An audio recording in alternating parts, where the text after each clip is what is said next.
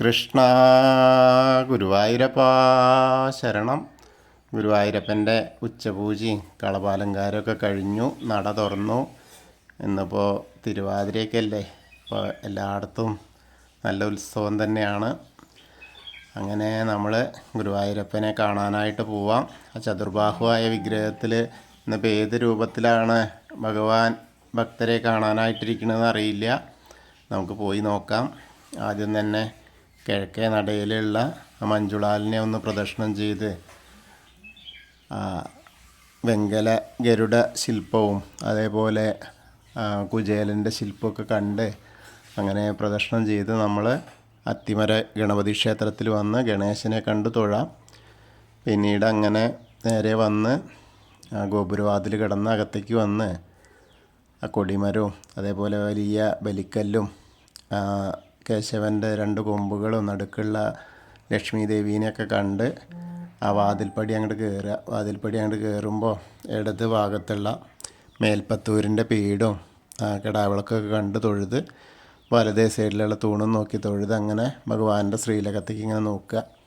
ശ്രീലകത്തേക്ക് ഇങ്ങനെ നോക്കുമ്പോൾ 2 കാൽപാദങ്ങൾ ഇങ്ങനെ കാണാണ്ട്, കാൽത്തളകൾ കാണാണ്ട്, കുറച്ച് വീതിയുള്ള കാൽത്തളകൾ, അതേപോലെ തന്നെ പട്ടിങ്ങനെ ഞൊറിഞ്ഞു കൊടുത്തിട്ടുണ്ട് പാളത്താറ് പോലെ. നല്ല കുറച്ച് വലിയൊരാളായിട്ട് തന്നെയാണ്. അങ്ങനെ നോക്കി വരുമ്പോൾ അരമണി കിങ്ങിണിയൊക്കെ കാണാണ്ട്, മുകളിലേക്ക് നോക്കി ഒരു വളയം പോലത്തെ മാല, ഒരു പതക്കം പോലത്തെ മാലയും ഒരു ഗോപീതിലൊക്കെ നടുക്ക് വെച്ചിട്ടുണ്ട്. ഇന്ന് നമ്മുടെ പൊന്നുണ്ണി ചതുർബാഹുവായിട്ട് ഗുരുവായൂരപ്പനായിട്ട് തന്നെയാണ് അനുഗ്രഹം തരാനായിട്ട് ഇരിക്കുന്നത്. 4 തൃക്കൈകളുണ്ട്. ശംഖ്, ചക്രം, ഗദ, പത്മത്തോട് കൂടിയിട്ട്. ശംഖും ചക്രവും സ്വർണത്തിൻ്റെ, അതേപോലെ പത്മവും സ്വർണത്തിൻ്റെ ഒരു പൂവ് കൊടുത്തിട്ടുണ്ട്. ഗദ ചന്ദനം കൊണ്ട് ഇങ്ങനെ ചാർത്തിയിട്ടുണ്ട്. അങ്ങനത്തെ ഒരു കാഴ്ചയാണ്. അതേപോലെ മുഖത്ത് ഗോപീതിലൊക്കെ നല്ല ചിരിക്കുന്ന മുഖത്തോട് കൂടിയിട്ടാണ്. കാതിൽ ചെവിപ്പൂക്കൾ വെച്ചിട്ടുണ്ട്. അതേപോലെ പൊന്നിൻ്റെ കിരീടം ചൂടിയിട്ടുണ്ട്. നല്ല രസമായിട്ടുള്ളൊരു കാഴ്ച. അങ്ങനെ മുഴുവൻ രൂപമായ ആ മഹാപ്രഭുവായിട്ട്, ആ നാരായണനായിട്ട് ഇങ്ങനെ ഭക്തരെ കാണാനായിട്ട് അങ്ങനെ ഇരിക്കുകയാണ്. ആ ഒരു കാഴ്ച വളരെ മനോഹരമാണ്. അങ്ങനെ തിരുമുടിമാല, 2 തിരുമുടിമാല ഉണ്ട്. തെച്ചി തുളസി ആയിട്ടും വെളുത്ത പൂവും തുളസി ആയിട്ടുള്ളതും. അതേപോലെ ഉണ്ടമാല, നല്ലൊരു ഉണ്ടമാല, വനമാല പോലെ, തെച്ചിയും തുളസിയും അങ്ങനെ ഒരേപോലെ അനുപാതത്തിലിങ്ങനെ. പിന്നെ മുകളിൽ ഏറ്റവും പ്രധാനപ്പെട്ട ആ തുളസിമാലകൾ ഇങ്ങനെ ചാർത്തിയിട്ടുണ്ട് ധാരാളം, 5-6 എണ്ണം ഉണ്ട്. അങ്ങനെ നല്ലൊരു ശ്രീലകത്തേക്ക് ഇങ്ങനെ നോക്കിയ വിഗ്രഹം മുഴുവൻ ചതുർബാഹുവായ വിഗ്രഹം മുഴുവൻ ചതുർബാഹുവായിട്ട് തന്നെ ഇങ്ങനെ കാണുന്ന ഒരു കാഴ്ചയാണ്. നല്ല രസം. അപ്പോൾ എല്ലാവരും ഭഗവാന്റെ ശ്രീലകത്തേക്ക് നോക്കിയിട്ട് ആ സോപാനപ്പടിയിൽ നിന്ന് തൊഴാന്നിങ്ങനെ മനസ്സുകൊണ്ട് വിചാരിക്കുക. അങ്ങനെ പ്രാർത്ഥിച്ചോളൂ. എല്ലാവരും നന്നായിട്ട് പ്രാർത്ഥിച്ചോളൂ. ഗുരുവായൂരപ്പനെ കണ്ട് പ്രാർത്ഥിച്ച് തൊഴുന്തോ അതുപോലെ തന്നെ മനസ്സുകൊണ്ട് ചിന്തിക്കുക. അപ്പോൾ അവിടെ എത്തിയ ആ ഒരു അനുഭൂതി നമുക്കുണ്ടാവും. ആ ഗുരുവായൂരപ്പൻ്റെ അനുഗ്രഹം നമ്മളിലേക്ക് എത്തും ചെയ്യും. അങ്ങനെ അവിടുന്ന് നമ്മൾ തൊഴുതിറങ്ങിയ നേരെ അഗ്നികോണിലുള്ള ബലിക്കല്ലും അതേപോലെ തിടപ്പള്ളിയും ചുവരിൻ്റെ മുകളിലുള്ള ആലിലക്കണ്ണനെയും ഒക്കെ കണ്ട് തൊഴുത് അങ്ങനെ വരുമ്പോൾ ഗ്രില്ലിന് കഴിഞ്ഞാൽ നേരെ കാണുന്നത് സപ്തമാതാക്കളാണ്. അവിടെയും കണ്ട് തൊഴാം. പിന്നീട് ഗണേശനെ കണ്ട് തൊഴാം. ഗണേശനെ കണ്ട് തൊഴുമ്പോൾ പ്രാർത്ഥിക്കാം. ഏകദന്തം മഹാകായം തപ്തകാഞ്ചന സന്നിഭം ലംബോദരം വിശാലാക്ഷം വന്ദേഹം ഗണനായകം. അത് കഴിഞ്ഞ് സരസ്വതി അറിയിലേക്ക് നോക്കി സരസ്വതി ദേവീനെ പ്രാർത്ഥിക്കാം. സരസ്വതി നമസ്തുഭ്യം വരദേ കാമരൂപിണി വിദ്യാരംഭം കരിഷ്യാമി സിദ്ധിർഭവതു മേ സദാ.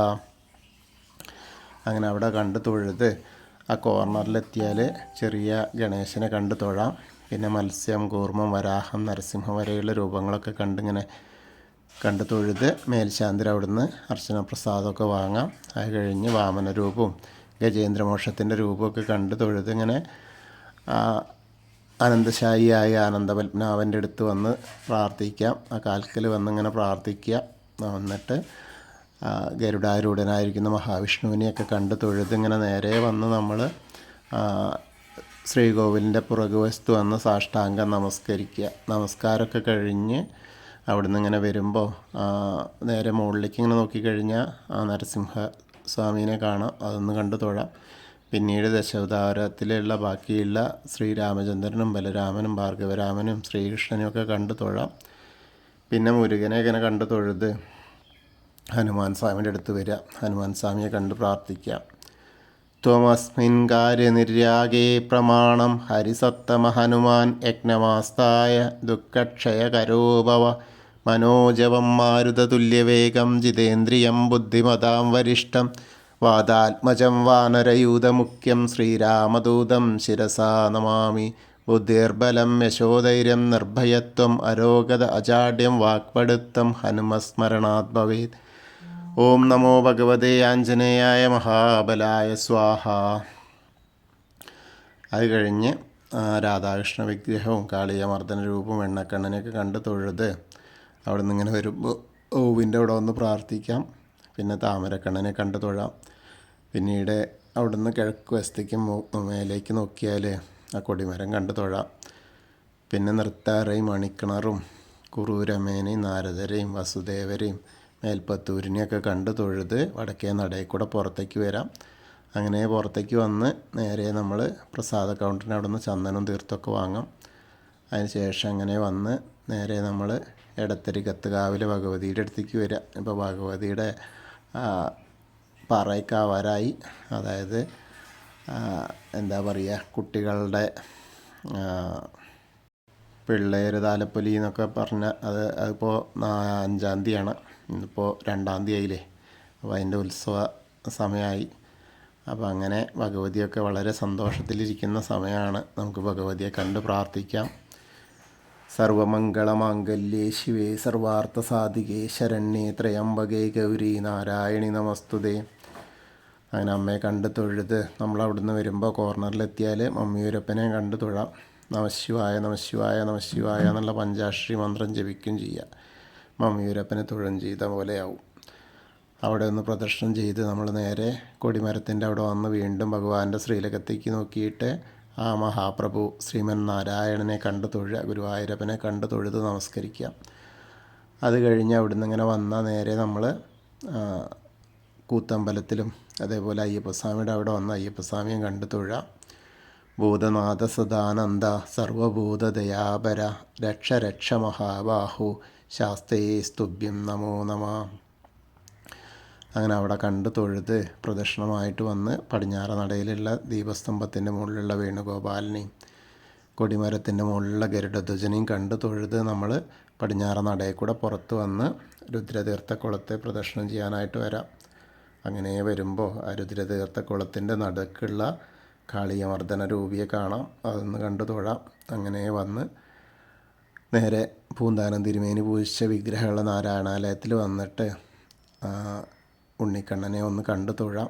അതിനുശേഷം ഭഗവതീനെയും അതേപോലെ വീണ്ടും ഭഗവാന്റെ ശ്രീലകത്തേക്ക് നോക്കിയിട്ട് നമുക്ക് ആ വലിയ ദീപസ്തംഭത്തിൻ്റെ അവിടെ വന്ന് നിന്ന് തൊഴാം. അത് കഴിഞ്ഞ് തെക്കേ നടയിലുള്ള കൂവളത്തിനെ ഒന്ന് പ്രദക്ഷിണം ചെയ്യുക. അങ്ങനെ പ്രദക്ഷിണം ചെയ്യുമ്പോൾ മഹാദേവനെയും പാർവതീദേവീനെയൊക്കെ മനസ്സുകൊണ്ട് ഇങ്ങനെ പ്രാർത്ഥിക്കുക. അപ്പോൾ അവരുടെ അനുഗ്രഹം നമുക്ക് കിട്ടും. തിരുവാതിരയുടെയും കൂടിയല്ലേ, അപ്പോൾ എന്തായാലും അനുഗ്രഹം നമ്മളിലേക്ക് എത്തും. കൃഷ്ണായ വാസുദേവായ ഹരയേ പരമാത്മനെ പ്രണതക്ലേശനാശായ ഗോവിന്ദായ നമോ നമ. ഹരേ കൃഷ്ണ. ഗുരുവായൂരപ്പാ ശരണം.